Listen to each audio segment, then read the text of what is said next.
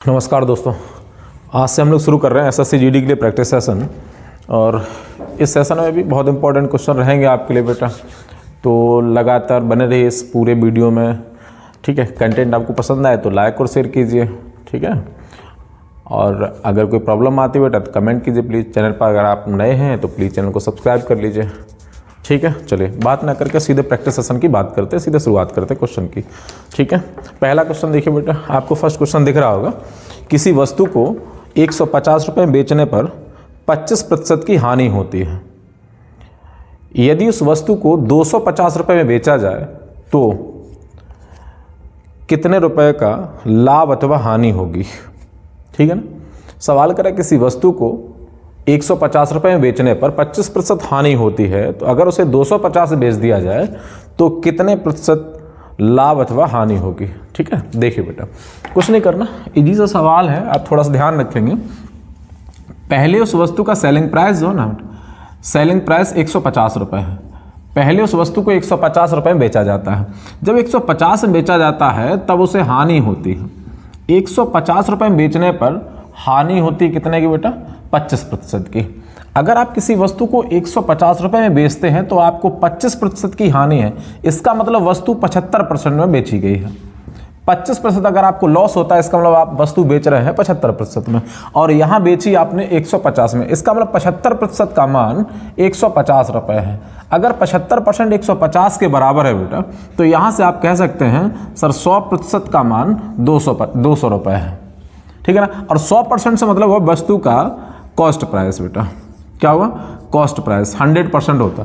तो आप समझ गए कि अगर 25% आप लॉस में बेच रहे हैं, इसका मतलब 75% बेच रहे हैं, और यहाँ बेच रहे हैं 150, मैंने 75% का मान अगर 150 है तो 100% का मान 200 रुपये है। इसका मतलब वस्तु का क्रय मूल्य जो है ना बेटा, वो 200 रुपये है। ठीक है, अब इस वस्तु को बेचना है कितने में, बोले सेलिंग प्राइस सेकंड, दूसरा सेलिंग प्राइस अगर बेच दिया जाए 250 में, तो 250 में बेटा वस्तु है कितने, कॉस्ट प्राइस कितना उसका 200 रुपये, बेची कितने में जानी है 250 में। इसका मतलब उसे प्रॉफिट हो गया, लाभ हो गया। उसे कितने का प्रॉफिट हो गया बेटा, तो 250 में से 200 माइनस करोगे तो आपको पहले 50 रुपये का लाभ हो गया बेटा उसे। ठीक है ना, सवाल पूछ रहा लाभ का परसेंट बताइए, प्रॉफिट परसेंटेज क्या होगा, तो लाभ कितने का, 50 का। लाभ होता हमेशा, प्रॉफिट हमेशा वस्तु के क्रय मूल्य पे देखते हैं, वो है 200 पे 50 का प्रॉफिट है बेटा। कितने परसेंट बनेगा ये, तो आप कहोगे सर ये 25%, 25% हो गया, 25% लाभ होगा। ठीक है बेटा, आगे की बात समझ में, ये एकदम बेसिक है, इसमें हमने कुछ भी एक्स्ट्रा नहीं किया, ना तो आपको कुछ ज़्यादा सोचने के लिए कम मतलब तैयार किया कि आप ज़्यादा सोच के तब आप जवाब दें। बिल्कुल बेसिक कॉन्सेप्ट बता दिया कि भाई आप 150 बेचते हैं तो 25% लॉस होता है, इसका मतलब 100 पे 25 लॉस होता है, तो 75% बेचते हैं इसका मतलब। तो अगर आप 75% बेचते हैं, वहाँ 150 बेचते हैं, तो 75 150 के बराबर है, तो फिर आप कह सकते हैं सर 100% की वैल्यू 200 के बराबर होगी। ठीक है ना, अगर 100% 200 के बराबर तो इसका वस्तु का कॉस्ट प्राइस 200 रुपये है। अगर वस्तु का कॉस्ट प्राइस 200 रुपये है और आप बेचना चाहते हैं दोबारा से 250 में, इसका मतलब आप 50 रुपये का प्रॉफिट चाहते हैं। 50 रुपये का प्रॉफिट आप चाहते हैं 200 रुपये पर, 200 पर आप 50 का प्रॉफिट चाहते हैं, बताइए कितने प्रतिशत बना, तो आप यहां से सॉल्व कर सकते हैं बेटा। ठीक है ना, चलिए ये तो आपको समझ में आ गया। अब आप एक काम करते हैं, हम थोड़ा सा आपको आगे बताते हैं कि आप थोड़ा इधर से भी सोच सकते हैं बेटा। ध्यान से देखिए, आप इसे ध्यान से समझिए बेटा। जैसे मान लीजिए पहले आपने इस वस्तु को बेचा बेटा 150 रुपये में, कितने में बेच दिया आपने, 150 रुपये में। जब आप इसे 150 में बेचते हैं, जब आप इसे 150 में बेचते हैं तब लॉस हो जाता है 25% का। 150 में बेचने से, 150 में बेचने से यदि 25% लॉस होता है तो आप कह सकते हैं सर 150% की वैल्यू, इधर से लिख रहे बेटा, 150 की वैल्यू 75 रुपये है। 150 का मान कितना है, 75% है। 150 रुपये 75% के इक्वल है। ठीक है ना, कोई दिक्कत नहीं। अगर आप 25% लॉस में बेचते हैं तो इसका मतलब आप वस्तु 75% में बेच रहे हैं, और यहाँ बेच कितने में, 150 पे, तो 150 75% के बराबर है। अगर आप दोबारा से बेटा 250 में बेचते हैं तो इसका मतलब आप इस, जब 150 75% है, 250 125% होगा। कितना होगा बेटा 125% होगा। अब आप एक बात देख रहे हैं बेटा, यहाँ 75 लिखा था, 100 से 75 था, 25 का लॉस था, यहाँ पे 25 का लॉस था। यहाँ 100 से 125 लिखा है, इसका मतलब यहाँ प्रॉफिट हो गया 25% का। कितने का प्रॉफिट हो गया बेटा 25% का। भाई 150 वाली 75% में जा रही तो 250 वाली 125 में है, वहाँ 75 में गई तो 25 का लॉस, 125 में तो 25 का प्रॉफिट है। ठीक है ना बेटा, इसमें कोई दिक्कत? आंसर हो गया बेटा 25%, 25%। ठीक है ना, आ गया होगा समझ में? पूरा वीडियो देखिए बेटा आप ध्यान से, ठीक है ना भाई। आपको वो सारे कॉन्सेप्ट एक एक सवाल के 8-8 10-10 मिनट आपको बता सकते हैं। बशर्ते बात है कि आपको जो बेटर लगे, जो ज़्यादा आपको इजी लगे, आप उस पर फोकस करिए, क्योंकि कंपटीशन है बेटा। तो यहाँ पर हर सवाल के लिए एक अलग से कॉन्सेप्ट जब आप दिमाग में रखेंगे ना, तब आप समय बचा पाएंगे। इंपॉर्टेंट मेरे लिए टाइम का भी है। हर एक सवाल में अगर 10-10 सेकंड भी मैनेज करते हैं हम ना, 10-10 सेकंड बचाते हैं, तो बहुत इंपॉर्टेंट रहेगा आपके लिए। ठीक है ना, सवाल तो सारे लोग कर रहे थे, आप भी कर रहे होंगे, ठीक, लेकिन इंपॉर्टेंट। नेक्स्ट देखिए बेटा, कह रहा है कितने समय में एक बंदर 60 फीट लंबे पेड़ के शीर्ष पर पहुंच जाएगा यदि वह 1 सेकंड में 3 फीट उछलता है और तुरंत 2 फीट नीचे आता है। ध्यान से पढ़िए, आप सवाल पढ़िए बेटा, इसमें कुछ नहीं होता, बिल्कुल आसान सा सवाल है। कह रहा है कितने समय में एक बंदर 60 फीट लंबे एक पेड़ पर पहुंच जाएगा यदि वह 1 सेकंड में 3 फीट उछलता है और तुरंत 2 फीट नीचे आता है। ठीक है, टोटल पेड़ जो है ना बेटा, पेड़ की कुल लंबाई, पेड़ की ऊंचाई कितनी है बेटा 60 फीट है। पेड़ 60 फीट का है। ठीक है, अब बंदर की कंडीशन क्या है बेटा, तो बंदर 1 सेकंड में 3 फीट ऊपर जाता है और अगले ही सेकंड में 2 फीट नीचे आता है। सॉरी, अगले सेकंड में नहीं, उसी सेकंड में 1 सेकंड में 3 फीट उछलता है और तुरंत 2 फीट नीचे आता है। माने 1 सेकंड में ये दोनों काम कर लेता है। 1 सेकंड में 3 फीट ऊपर गया और तुरंत 2 फीट नीचे आ गया। इसका मतलब 1 सेकंड में उसके द्वारा सिर्फ 1 फीट चढ़ा जा रहा है। ये बात आपको आगे होगी समझ में, ठीक है ना। तो अब आपको इस कॉन्सेप्ट से करना क्या बेटा, सबसे पहले एक उछाल जो है ना उसकी, एक उछाल कितने मीटर की है, फीट की है, 3 फीट की है। एक उछाल उसकी 3 फीट की है। आपको क्या करना है, हमेशा उसकी टोटल पेड़ की ऊंचाई में से उसकी एक उछाल, 1 सेकंड की जो उछाल है ना, वो कम कर देनी है आपको बेटा। अब आपको इस बंदर को क्या करना है, इस बंदर को आप 57 फीट आप चढ़ाओ ऊपर, ठीक है ना। और 57 फीट कैसे चढ़ाना बेटा, देखिए 57 फीट चढ़ाना आपको, ये बंदर है बेटा, यहां से मान लीजिए उछलना शुरू करें, ये 3 फीट ऊपर गया, ठीक है ना।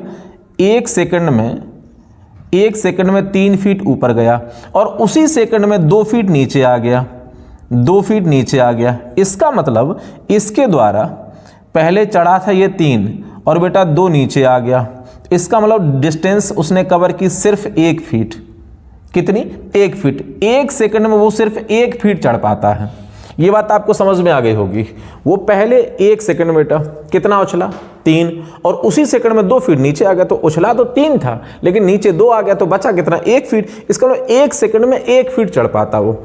अगर आप समझ गए, अगर 1 सेकंड में 1 फीट चढ़ जाता है तो इस तरह से ऊपर जाएगा, नीचे, ऊपर नीचे, इस तरह से चलता चलता बेटा जब वो 57 फीट पे आ जाएगा ना, 57 फीट, तो इसका मतलब 57 फीट होने का मतलब बेटा, 57 फीट से मतलब 57 मिनट में 57 फीट चढ़ जाएगा बेटा वो। क्योंकि हर मिनट में, आप यहां समझ चुके हैं, हर मिनट में वो 1 फीट, सॉरी हर सेकंड में 1 फीट चढ़ता है।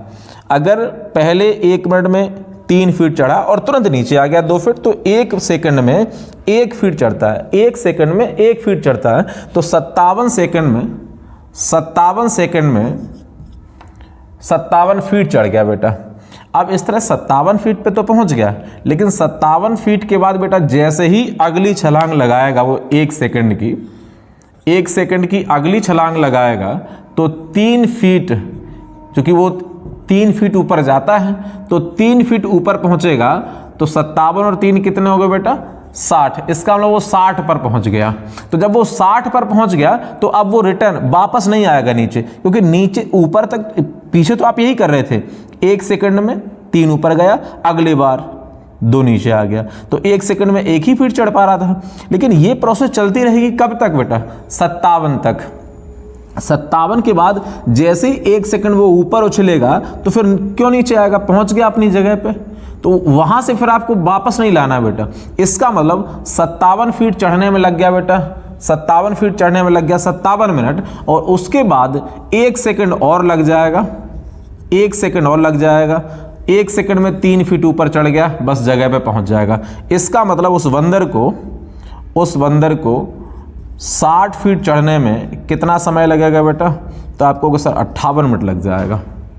कितना लग जाएगा? 58 मिनट। कहीं कोई प्रॉब्लम हो बेटा तो बता दीजिए। यहाँ सवाल सॉल्व कुछ नहीं करना बेटा, ये तो सिर्फ और सिर्फ आपको कॉन्सेप्ट समझना है। 60 फीट है बेटा, 60 फीट का खंभा आपको पेड़ पे चढ़ना है, ठीक है। अब वो 1 सेकंड में 3 फीट चढ़ता है और उसी सेकंड में 2 फीट नीचे आ जाता है। तो इसका मतलब 1 सेकंड में उसके द्वारा चढ़ी की दूरी है सिर्फ 1 फीट। 1 सेकंड में 1 फीट चढ़ता है, ठीक है ना। अब इस तरह से 1 सेकंड में 1 फीट, 1 सेकंड में 1 फीट चढ़ते जाते 57 सेकंड तक पहुंच जाएगा। तो 57 सेकंड 57 फीट, ठीक बेटा। अब 57 तक हम क्यों ले गए? क्योंकि 1 सेकंड में ये 3 फीट ऊपर चढ़ता है, तो जैसे 3 ऊपर चढ़ेगा तो 60 पे पहुंच जाएगा, ठीक है ना। तो 1 सेकंड की हमने पहले से, ये 1 सेकंड की जो दूरी है ना, एक उछाल की जो दूरी है 1 सेकंड में 3 फीट तय करता है ना, हमने वो पहले से ही कम कर दी थी। क्योंकि 57 के बाद फिर उसे नीचे नहीं लाना, सीधे 3 फीट उछलेगा, 60 पे पहुंच गया, फिर नीचे नहीं आएगा। इसलिए हमने पहले से 3 फीट नीचे कर दी बेटा। बस अब 3 फीट कम करने के बाद जितना बचा 57, उसे हमने इसके अकॉर्डिंग ऊपर जाएगा फिर नीचे आएगा, इसके अकॉर्डिंग चढ़ा दिया, 57 पे पहुंच गया। इसके बाद 57 1 सेकंड और लगा, जगह पे पहुंच जाएगा, फिर नीचे नहीं आएगा। तो इसका मतलब उस बंदर को 60 फीट का खंभा तय करने में, चढ़ने में 58 सेकंड लग जाएंगे बेटा, ठीक है। आ गया समझ में? चलिए, अगर समझ में नहीं आया तो बेटा कमेंट कीजिए, ठीक है ना। कमेंट कीजिए, रिप्लाई करेंगे आपके कमेंट का अगर कोई प्रॉब्लम आती है तो, ठीक है। चलिए नेक्स्ट देखिए बेटा, अगला सवाल देखिए ध्यान से। ए बी की तुलना में 3 गुना सक्षम कारीगर है। सवाल पढ़िए और आप ध्यान से पढ़िए, उसके बाद फिर आंसर कीजिए। ए बी की तुलना में 3 गुना सक्षम कारीगर है, इसलिए वह एक कार बी की तुलना में उससे 60 दिन कम में पूरा कर लेता है, ठीक है। तदनुसार वे दोनों मिलकर कार को कितने समय में कर सकते हैं? दोनों मिल जाए तो कितने समय में करेंगे, ठीक है। ए बी की तुलना में 3 गुना ज़्यादा सक्षम कारीगर है। चलिए ध्यान से समझिए। अर्थमेटिक्स ना बहुत इंपॉर्टेंट सब्जेक्ट भी और बहुत इजी भी है। थोड़ा सा मेहनत करेंगे तो आपको 100% सही हो जाएगा। और अगर आप मैथ और रीजनिंग ठीक करने लगे बेटा तो बाकी सारे सब्जेक्ट खुद ब खुद सही हो जाएंगे, ठीक है ना। इनके लिए एक्चुअली सोचने की क्षमता जो ना, आपकी कैपेसिटी जो है वो बढ़ जाती है मैथ में सोचने से। तो बहुत अच्छे, जिस एग्ज़ाम का जिसकी तैयारी हम लोग कर रहे हैं ना, वहाँ केवल आपकी समझ थोड़ी सी डेवलप हो जाए, आप सोचने की क्षमता बढ़ जाए बस, ठीक है भाई। चलिए तो हम लोग बात करते हैं अगला।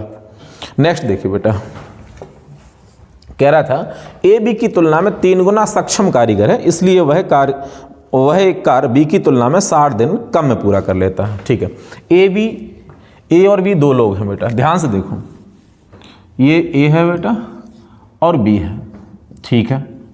इनकी इफिशिएंसी माने जिसे हम क्षमता कह रहे हैं, इसने भी कहा है कि वो ज़्यादा कार्यकुशल है, माने उसकी क्षमता ज़्यादा है। किसकी ज़्यादा है? बोले ए बी की तुलना में ए ज़्यादा एक्टिव है, ज़्यादा कार्यकुशल है। और कितना कार्यकुशल? तो 3 गुना, ठीक है। अगर मान लीजिए ये 1 यूनिट काम करता है तो ए करता है बेटा 3 यूनिट काम, ऐसा इसने कहा है, ठीक है ना। सवाल में कह रहा है कि ए जो है ना वो बी से 3 गुना ज़्यादा कार्यकुशल है, इसका ज़्यादा क्षमता है उसके अंदर। अगर ये 1 यूनिट काम करेगा 3 कर लेगा, अगर ये 1 पत्थर फेंकेगा सेम टाइम में तो उतने ही टाइम ये 3 फेंक देगा, ये मतलब है, ठीक है। इफिशिएंसी आपकी जिस रेशियो में होती है, जो समय लगता ना, जो दिन लगेंगे, वो बेटा इनकी कार्य क्षमता के व्युत्क्रम अनुपात में होते हैं, विपरीत होते हैं बेटा। अगर आपकी इफिशिएंसी ज़्यादा, आपकी क्षमता ज़्यादा काम करने के, तो आप कम दिन लेंगे, और आपको अगर कम क्षमता है तो आप ज़्यादा दिन लेंगे, ठीक है बेटा। ये कर लिया। अब आप यहाँ से देखो बेटा, ये जो ए है ना बी की तुलना में, बी अगर 3 दिन लेगा तो ए 1 दिन लेगा, तो ए बी से कितने दिन कम ले रहा? तो आप कहोगे सर ए बी से 2 दिन कम ले रहा यूनिट में। अगर अनुपात कहें तो बेटा आप कहोगे सर ये 2 यूनिट कम ले रहा, 2 यूनिट कम ले रहा है ये, ठीक है। जबकि सवाल में कह रहा है कि वो 60 दिन कम लेता है। तो अगर 2 यूनिट 60 दिन के बराबर है बेटा, तो एक यूनिट 30 दिन के बराबर है। एक यूनिट कितना बेटा? 30 दिन के बराबर है। कोई प्रॉब्लम आपको आगे की बात समझ में? एक यूनिट जो है ना वो कितने दिन में कितने दिन के इक्वल है? 30 दिन के बराबर है। एक यूनिट 30 दिन के बराबर है, ठीक है ना। अब आप ध्यान से देखो, इसका मतलब ये हुआ कि इस काम को करने में ए कितने दिन लेता है? एक यूनिट और एक का मान कितना है? 30 दिन। तो ए इस काम को 30 दिन में करता है, इसमें तो कोई प्रॉब्लम होगी नहीं। ए इस काम को बेटा कितने दिन में करता है? 30 दिन में करता है। ये 30 दिन में पूरा काम समाप्त करता है, ठीक है ना। अब आप इसकी क्षमता देखिए बेटा, ये एक दिन में कितना काम करता है? 3 यूनिट। आप ऐसे समझ जाइए, मान लीजिए ये एक पत्थर फेंकता है तो ये 3 पत्थर फेंकता है, और आप ये दिन कितने ले रहा बेटा? 30 दिन। तो आप एक बात समझ गए बेटा कि अगर आप 30 दिन काम करते हैं और आपकी क्षमता है कि आप पर डे 3 यूनिट काम करेंगे, इसका मतलब आप काम कर रहे हैं बेटा 90 यूनिट, सही ना। टोटल वर्क कितना है? 90 यूनिट है टोटल वर्क। कोई दिक्कत नहीं भाई। एक यूनिट का मान 30 दिन है, इसका मतलब ए इस काम को 30 दिन में कर लेता है। अब ए जब पूरा काम 30 दिन में कर लेता है और इसकी क्षमता कितनी है?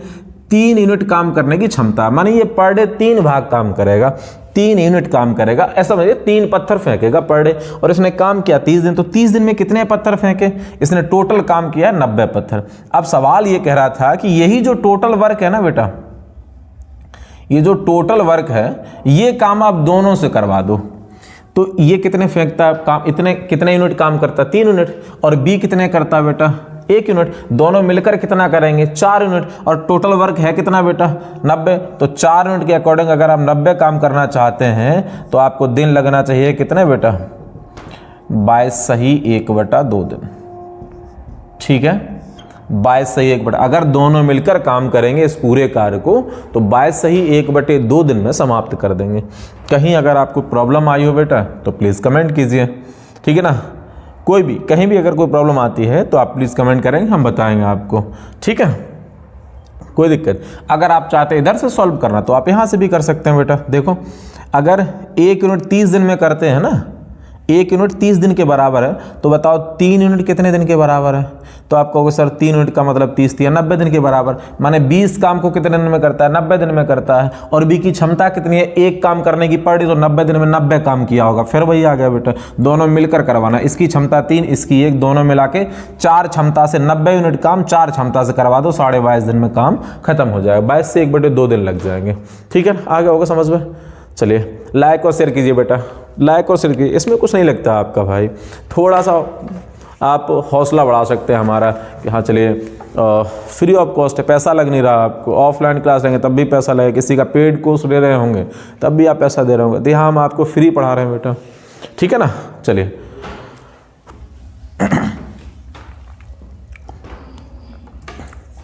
अगला देखिए बेटा,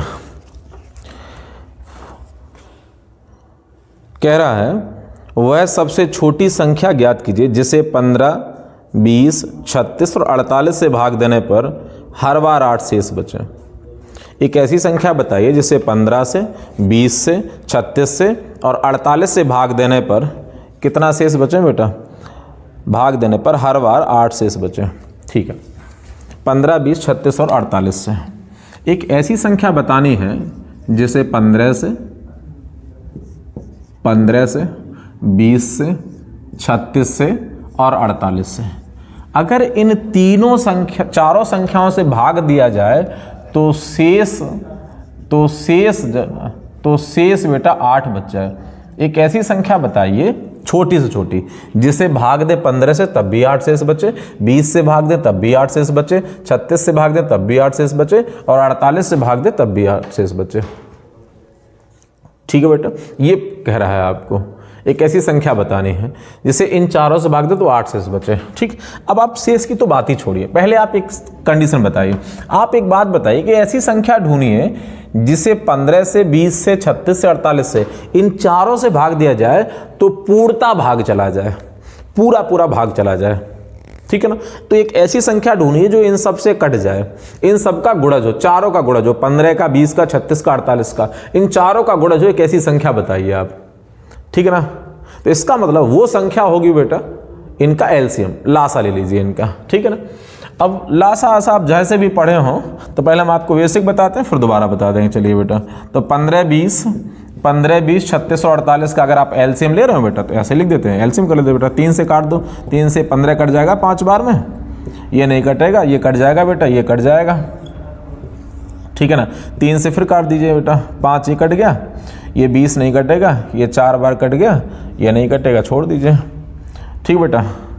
अब आप 2 से काट दें, 2 से ये कट जाएगा, ये कट जाएगा, ये हो गया बेटा, ठीक है। अभी हम कुछ नहीं कर रहे हैं, काट रहे हैं बस, सिर्फ इन्हें फैक्टर इनके कैसे इन्हें लासा निकालना है हम उसकी बात कर रहे हैं, ठीक है। फिर काट दीजिए बेटा। अब चाहो तो आप सीधे कर सकते हैं बेटा, अच्छा 5 से एक बार काट दीजिए, समझ जाए, ये चीज़ें आपको आनी चाहिए भाई। ये बार बार लासा निकालने का मतलब कंडीशन नहीं कि हम आपको एलसीएफ यहाँ पे निकाल के बताएंगे बेटा, ठीक है। लेकिन चलिए फिर भी ठीक है, ये बच गए बेटा। अब देख लो आप कितना हुआ बेटा, तो इनका एलसीएम हो गया ये। अब आपको गुणा करने में भी दिक्कत होगी, 5 चौको 20, 20 दूनी 40, 40 दूनी 80, 8 24, 24 72, 720 आ गया बेटा, ठीक है ना भाई। तो इन तीनों संख्याओं का जो लासा है ना बेटा, एलसीएम जो है वो आ गया 720। 720 एक ऐसी संख्या है जो इन तीनों संख्याओं से पूर्णतः विभक्त होगी, ठीक है। आयो बात समझ में आ गई हो आपको। 720 एक ऐसी संख्या है जो इन चारों संख्याओं से क्या होगी, पूर्णतः व्यक्त हो जाएगी, क्योंकि 720 इनका लासा है, 720 इनका गुणज है, और गुणज किसी भी संख्या का पूर्णतः व्यक्त होता है उससे। तो 15 से भी ये कट जाएगी, ठीक है, 20 से भी ये कट जाएगी, 36 से भी कट जाएगी और 48 से भी कट जाएगी, ये पूर्णतः व्यक्त होगी। अब सवाल ये नहीं कर रहा था पूर्णतः व्यक्त, सवाल कर रहा था कि शेष बच जाने चाहिए 8। तो एक काम करते हैं, जब ये संख्या ये पूरी 720 पूर्णतः व्यक्त हो रही है ना, तो आप इस 720 में 8 ऐड कर दो, यही बचने लगेंगे हर बार, ये शेष बचने लगेंगे। ये आपका आंसर हो गया 728 बेटा, इसमें तो कोई प्रॉब्लम नहीं है, ठीक है ना। 728 आपका आंसर हो गया बेटा, सी है, उसमें सी ऑप्शन रहेगा आपका, ठीक है ना। आ गया समझ में। एलसीएम लेना था, ठीक है। एलसीएम के लिए आपको पढ़े होंगे आप, सबसे बड़ी वाली संख्या देख लो बेटा, सबसे बड़ी वाली संख्या के गुणज करते चलो। जैसे अब 48 है, इससे नहीं कटेगा, इससे भी नहीं कटेगा, इससे भी 48 दूनी 96 कर दो, वो भी नहीं कटेगा। तो इस तरह से हम फैक्टर करते रहे। अब बड़ी वाली संख्या को लेते रहो, इनसे डिवाइड करके देखते रहो, ठीक है ना बेटा। तो चलिए इसका आंसर हो गया 720, ठीक, सॉरी 728। चलिए बेटा अगला क्वेश्चन देखिए ध्यान से। नेक्स्ट है, एक थैली में 25 पैसे, 10 पैसे, 5 पैसे के सिक्के 1 2 3 के अनुपात में है। अगर कुल मान 30 रुपये हो तो 5 पैसे के सिक्कों की संख्या कितनी है, ठीक है ना भाई। एक थैली है, उसमें 25 पैसे, 10 पैसे और 5 पैसे के सिक्के हैं, ठीक है ना। 25, 10 और 5 पैसे के, देखिए बेटा इजी है। 25 पैसे के सिक्के हैं बेटा, 25 पैसे के सिक्के हैं और 10 पैसे के सिक्के हैं। एक थैले में ये कंडीशन है, 10 पैसे के सिक्के हैं और 5 पैसे के सिक्के हैं, 25, 10 और 5 पैसे के सिक्के हैं, ठीक है ना। चलिए 25, 10 और 5 पैसे के सिक्के हैं। अब यहाँ से कह रहा था इन सिक्कों, जो सिक्कों का रेशियो है ना बेटा, सिक्के किस रेशियो में है वो दे रखा था बेटा, 1:2 और 3, 1 2 3 का रेशियो है, ठीक है ना। 1 2 3 का रेशियो दे रखा है इसने, ठीक है।